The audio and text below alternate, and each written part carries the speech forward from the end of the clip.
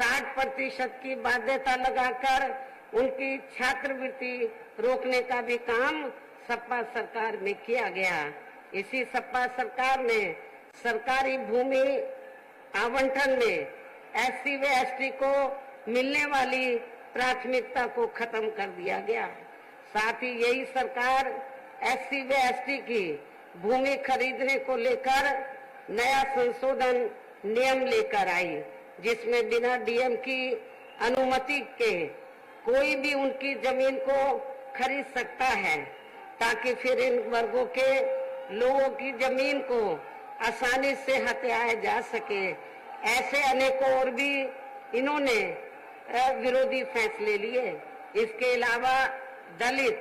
एवं अन्य पिछड़े वर्गों में जन्मे इनके महान संतों, गुरुओं व महापुरुषों आदि के सम्मान में हमारी सरकार ने जनहित की अनेकों योजनाओं के जो नाम रखे थे, साथ ही नए बनाए गए जिलों, यूनिवर्सिटी व पार्क आदि के जो नाम रखे गए थे, वे सभी अधिकांश सपा सरकार ने बदल दिए, जिसके तहत ही संत रविदास जिले का नाम भी बदलकर भदोई कर दिया गया, जो आपका पड़ोसी जिला है। इस प्रकार से इस पार्टी का इनके प्रति ऐसा है ये प्रेम, इनका असली समाजवाद। इतना ही नहीं बल्कि हमारी पार्टी तो इन मामलों को लेकर ये भी सोच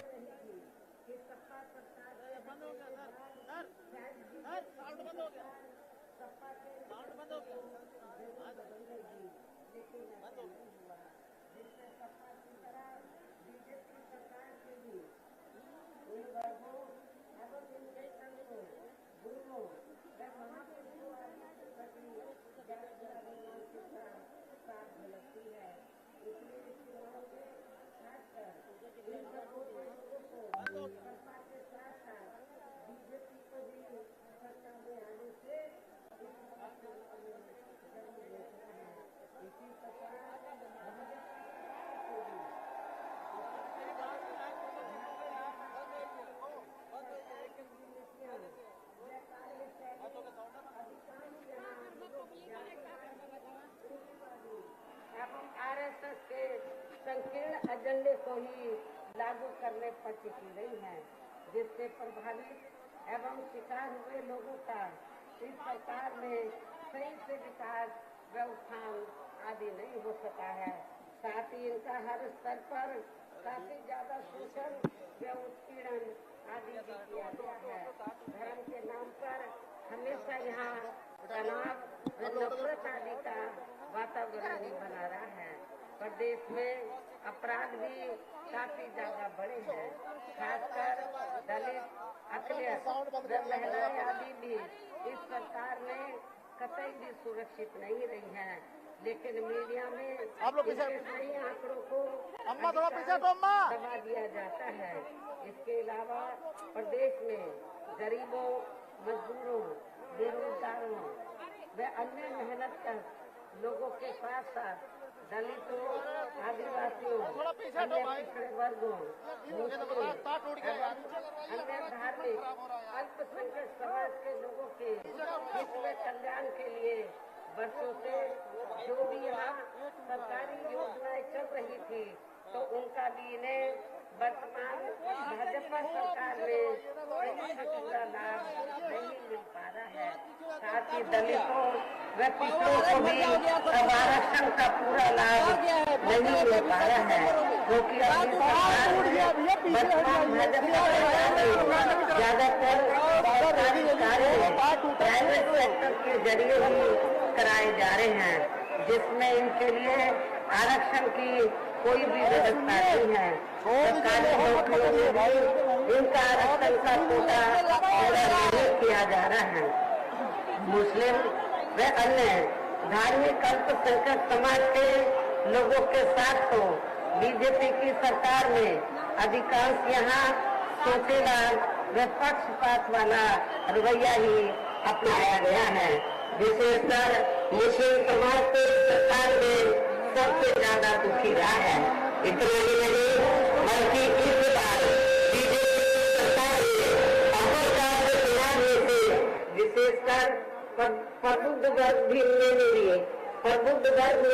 खासकर ब्राह्मण समाज हर मामले में अपने आप को काफी ज्यादा उपेक्षित महसूस करता रहा है। इसके अलावा इनके गलत आर्थिक नीतियों के कारण यहाँ गरीबी, बेरोजगारी व महंगाई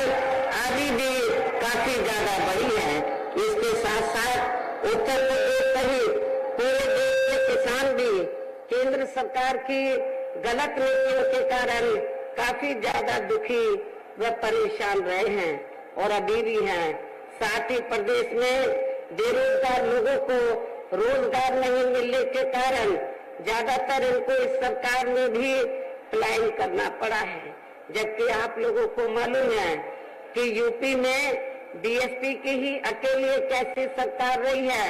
4 बार, जिसकी सरकार में यहाँ से बेरोजगार लोगों को पलायन नहीं करना पड़ा है, बल्कि जो पलायन करके चले गए थे वो मेरी सरकार में वापस आ गए। बड़े पैमाने पर लोगों को रोटी रोजी के साधन मिले और मैं आप लोगों को ये विश्वास दिलाना चाहती हूँ, जब इस बार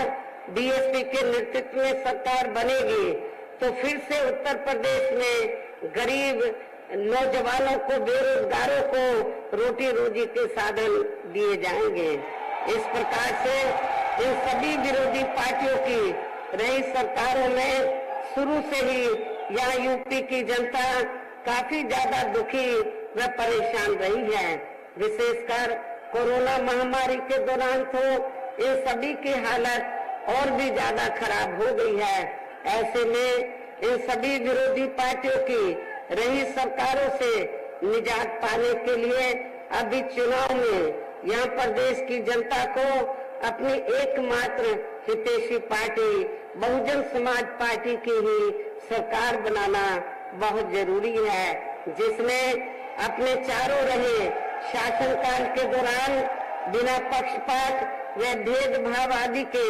यहाँ कमजोर एवं उपेक्षित वर्गों के लोगों के साथ साथ सर्व समाज में से गरीबों, मजदूरों, बेरोजगारों, किसानों, व्यापारियों, कर्मचारियों, वकीलों एवं अन्य मेहनत कश लोगों के साथ ही युवाओं, छात्रों, महिलाओं व बुजुर्गों आदि के भी विकास एवं उत्थान के लिए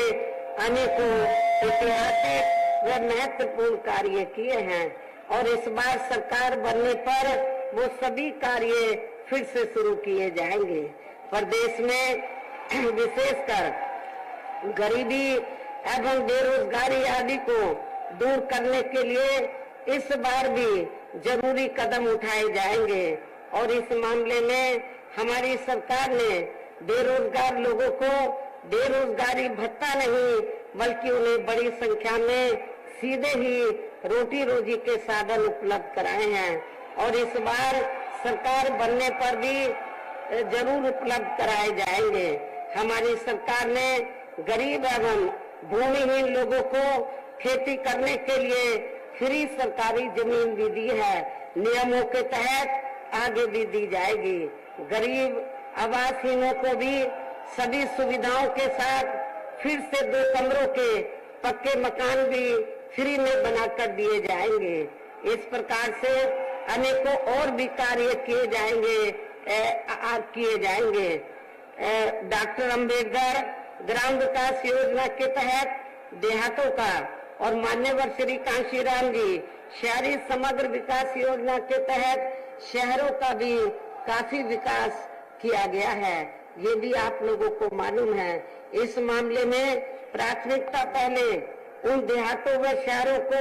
शहरों की बस्तियों को दी गई है जहां पर अधिकांश गरीब एवं बेरोजगार लोग निवास करते हैं और इस बार सरकार बनने पर ये कार्य आगे भी किए जाएंगे। इन कार्यों के साथ साथ किसानों को भी किसी भी मामले में निराश नहीं होने दिया जाएगा। इतना ही नहीं बल्कि बीएसपी की रही सरकार में ही दलित एवं अन्य पिछड़े वर्गों में जन्मे अपने महान संतों, गुरुओं व महापुरुषों आदि को भी विभिन्न रूपों में पूरा आदर सम्मान दिया गया है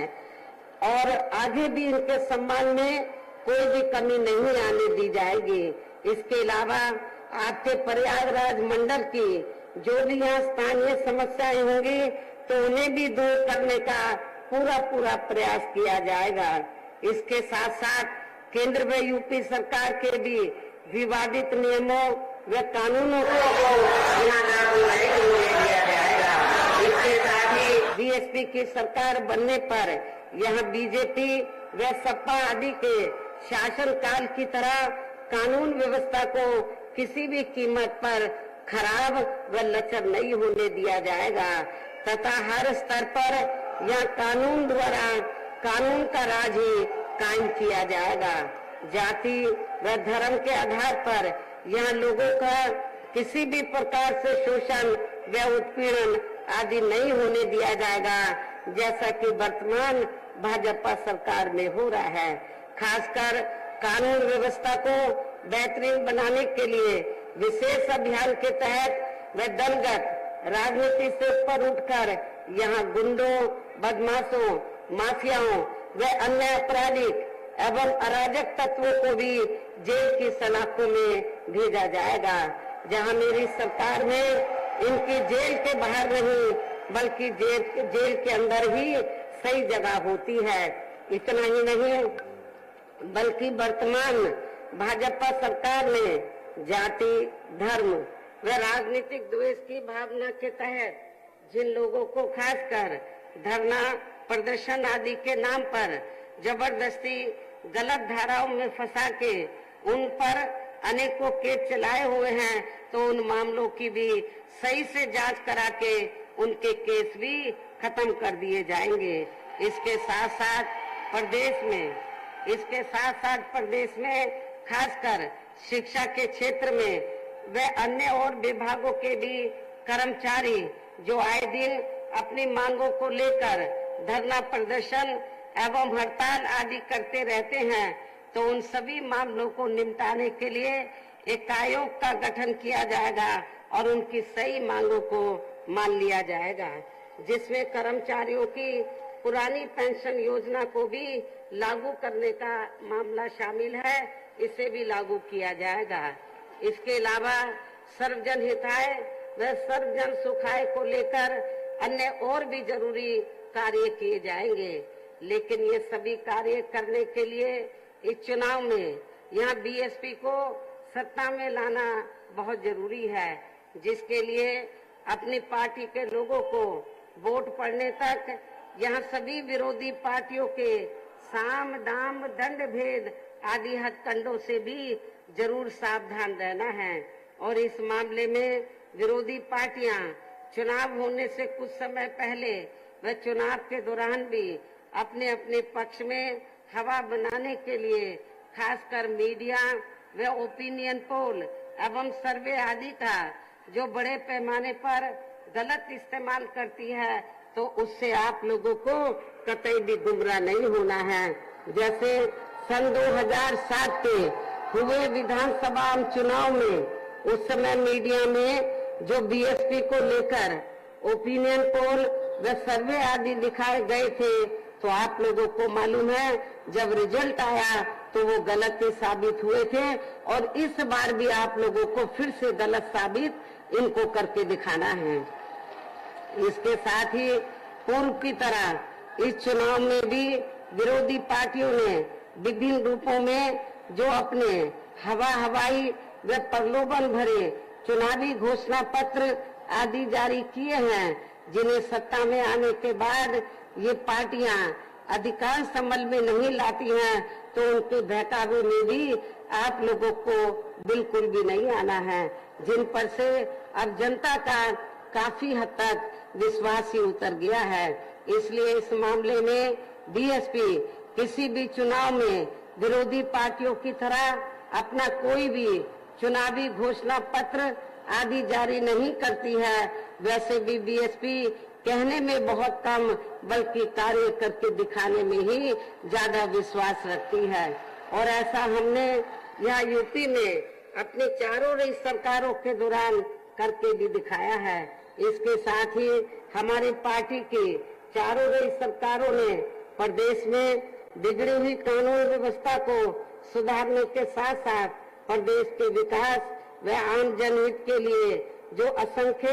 अति महत्वपूर्ण कार्य किए हैं वो अभी तक या किसी भी विरोधी पार्टी की रही सरकार ने नहीं किए हैं, बल्कि ज्यादातर उन्हीं कार्यों के नाम व स्वरूप आदि बदलकर अब विरोधी पार्टियों की सरकारें उन्हीं को ही भुनाने में लगी रहती हैं। लेकिन उन कार्यों के प्रति इनकी नियत व सोच सही नहीं होने के कारण उसमें भी ये पार्टियां ज्यादा सफल नहीं हो पा रही हैं। और अब मेरा यही कहना है कि आप लोगों को इस चुनाव में अपने हित व कल्याण के लिए या फिर से बीएसपी की सर्व जनहिताय व सर्व जन सुखाय की नीतियों पर आधारित सरकार बनाना बहुत जरूरी है। और इसके लिए पार्टी के लोगों को वोट पड़ने वाले दिन सबसे पहले सुबह उठते ही व समय से अपने अपने पोलिंग बूथों पर अपना वोट डालने के लिए जरूर जाना है। इसके साथ ही आपका वोट अन्य कोई व्यक्ति न डाल सके, इसका भी आप लोगों को खुद ही ध्यान रखना है। इसके साथ साथ अपनी पार्टी का कोई भी वोट पड़ने से ना रह जाए तो उसका भी पार्टी की हर पोलिंग बूथ की कमेटी को विशेष ध्यान रखना है। इन्हीं जरूरी बातों के साथ ही अब मेरी बीएसपी के लोगों से यही अपील है कि पार्टी ने यहाँ के प्रयागराज मंडल में जिन भी विधानसभा की सीटों पर अपने उम्मीदवारों को चुनाव के मैदान में उतारा है, जो यहाँ आपके बीच में मौजूद भी हैं, तो उन्हें आप लोगों को वोट वाले दिन अपनी पार्टी के हाथी चुनाव चिन्ह के सामने वाले बटन को दबाकर जरूर जिताना है। और फिर से आपको यहाँ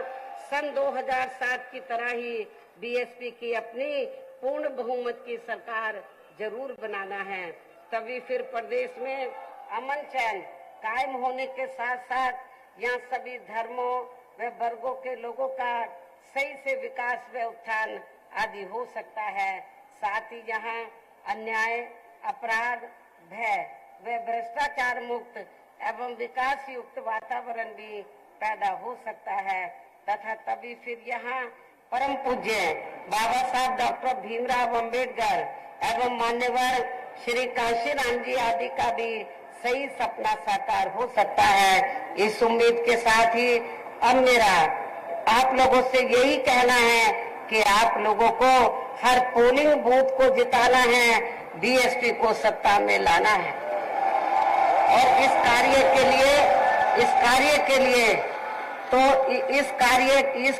के लिए जैसा कि मैंने आप लोगों को 9 जनवरी की मीटिंग में जब यूपी स्टेट की मीटिंग बुलाई थी तो मैंने कहा था, जिसमें विधानसभा के अध्यक्ष भी थे, तो मैंने इनको ये कहा था इस चुनाव में सबसे बड़ा रोल जो है विधानसभा की कमेटी का है, सेक्टर का है, पोलिंग बूथ की कमेटी का है। तो और इनको ही अपने विधानसभा से बीएसपी के उम्मीदवारों को जिताना है। और रात दिन मेहनत करके जो विधानसभा की कमेटी है, पोलिंग बूथ की कमेटी है, तो उनकी अहम भूमिका होगी अपने कैंडिडेट को जिताने के लिए। मैंने ये भी कहा था कि जब बीएसपी का कैंडिडेट जिस भी विधानसभा से जीत कर आएगा तो उसका क्रेडिट वहाँ के पार्टी के बड़े बड़े नेताओं को नहीं बल्कि विधानसभा की कमेटी को, सेक्टर और पोलिंग बूथ की कमेटी को ही दिया जाएगा। मुझे पूरा भरोसा है कि हर विधानसभा की कमेटी आपके मंडल में, प्रत्येक विधानसभा की कमेटी, सेक्टर और पोलिंग बूथ की कमेटी, खासतौर से पोलिंग बूथ की कमेटी मोहल्ले मोहल्ले में जाकर तो सर्व समाज के लोगों को तैयार करके अपने कैंडिडेट को जिताने का पूरा ये कमेटी प्रयास करेगी। वैसे आज आप लोगों के जोश को देखकर मुझे ऐसा लग रहा है कि आप लोग बीएसपी के नेतृत्व में अपनी 5वीं बार सरकार जरूर बनाएंगे। इस बार अपनी 5वीं बार सरकार जरूर बनाएंगे और इस बार 5वीं बार सरकार बनाने के साथ साथ अपनी बहन जी को 5वीं बार यूपी का मुख्यमंत्री भी जरूर बनाएंगे। इतना ही नहीं बल्कि आज आप लोगों की इस अपार भीड़ व भीड़ के जोश को भी देखकर मुझे ऐसा लग रहा है कि जो लोग बीएसपी को दगा देकर गए हैं, धोखा देकर गए हैं और अब वे सपा के टिकट पर विधानसभा का चुनाव लड़ रहे हैं, जिसमें आज के जिला कौशाम्बी की ऐसी